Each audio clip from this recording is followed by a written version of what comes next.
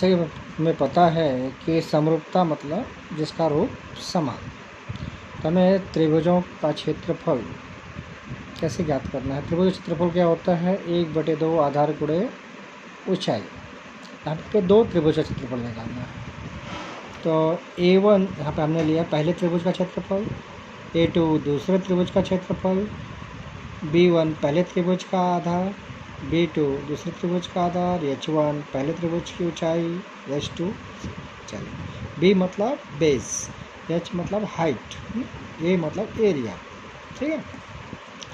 तो यदि आधार और ऊंचाई समान नहीं होंगे तो A1/A2 बराबर B1 गुणे H1 बटे B2 गुणे H2। यदि समान ऊंचाई वाले त्रिभुज है तो ऊंचाई को नहीं लेंगे, तो केवल आधार लेंगे। तो A1/A2 बराबर B1/B2।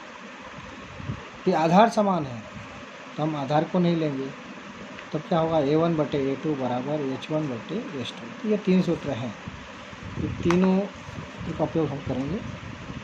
चलते हैं 1.1। कहता है यदि किसी त्रिभुज का आधार 9 और ऊंचाई 5 है तो दूसरे त्रिभुज का आधार 10 और ऊंचाई 6 हो तो त्रिभुज के क्षेत्रफल का अनुपात ज्ञात करें।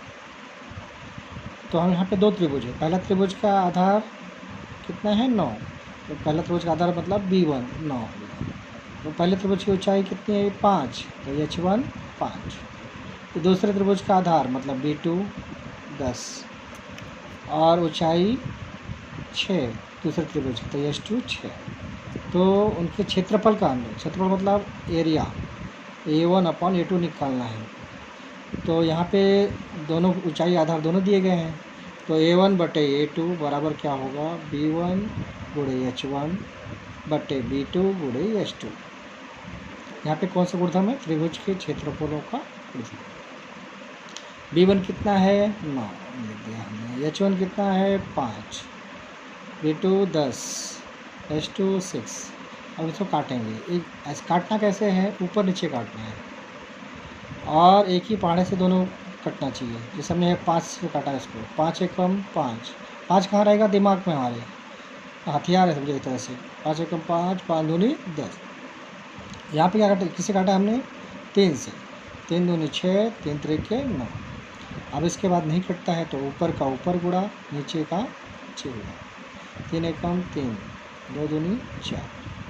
और उसके बाद इसका आंसर अनुपात मतलब 2 बिंदी है, इसको क्या बोलते हैं, अनुपात। बटे को जब हम अनुपात में बदली करेंगे तो इसको भी बटे को अनुपात में बदली करना पड़ेगा। तो ये अनुपात A2 बराबर क्या होगा, 3/4। इसी प्रकार हम दूसरा सवाल, इसमें जो भी मान हमें दिया रहता है पहला काम हम उसको आकृति में लिखेंगे।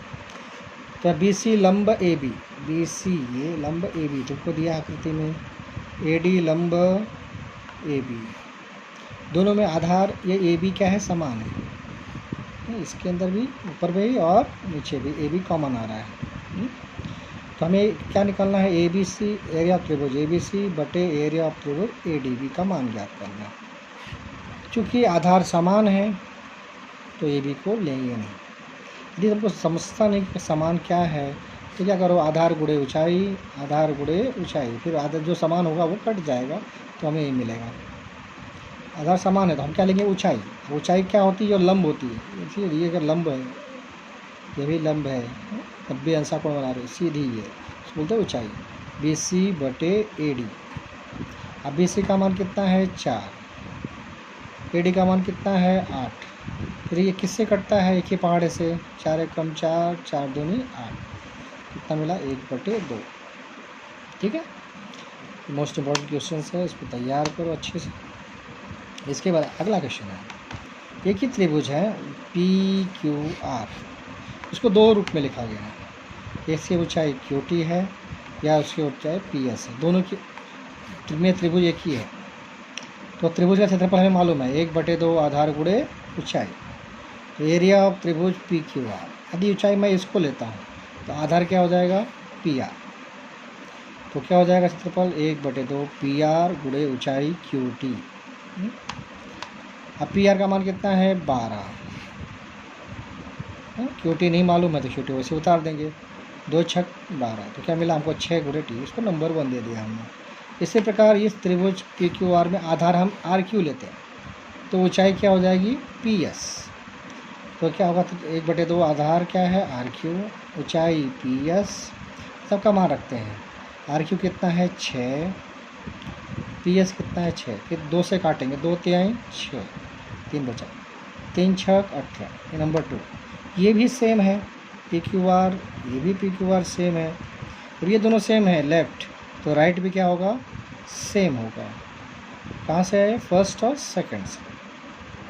जब लेफ्ट साइड सेम है तो राइट साइड भी क्या हो जाएंगे, सेम।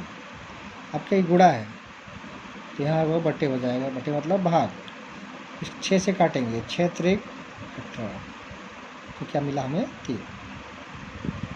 क्लोज करो।